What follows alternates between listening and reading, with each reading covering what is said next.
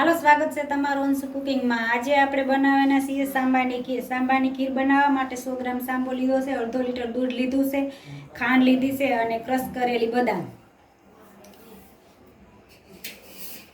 તો હવે આપણે 1 ગ્લાસ પાણી ઉમેરી અને સાંબાને પહેલા પકવી લઈશું।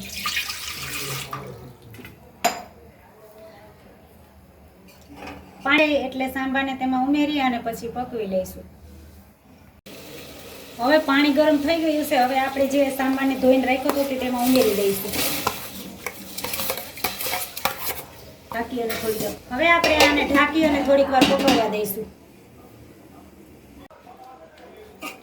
હવે આપણે આ સાંબો પાકીને તૈયાર થઈ ગયો છે।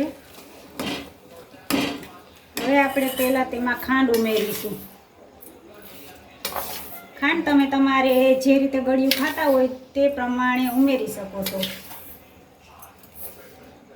હવે તેમાં જે આપણે અડધો લીટર દૂધ લીધું છે એ દૂધ ઉમેરીશું।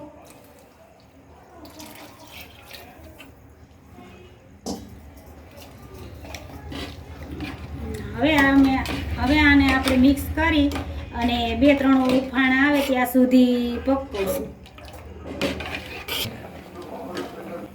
હવે આમાં 2 થી 3 ઉપર આવી ગયા છે। હવે આપણે આમાં જે ક્રશ કરેલી બદામ હતી તે ઉમેરી દઈશું। હવે તેને મિક્સ કરી દઈશું।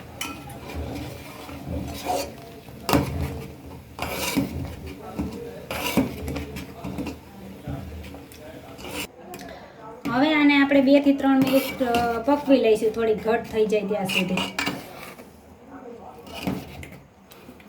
સાંબાની ખીર બનીને તૈયાર થઈ ગઈ છે। હવે આપણે એને નીચે ઉતારી લઈશું।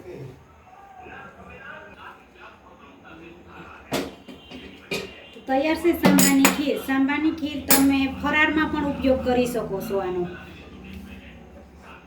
તો આવી જ અવનવી વાનગી જોવા માટે અંશુ કુકીને લાઈક કરો, શેર કરો અને સબસ્ક્રાઈબ કરો।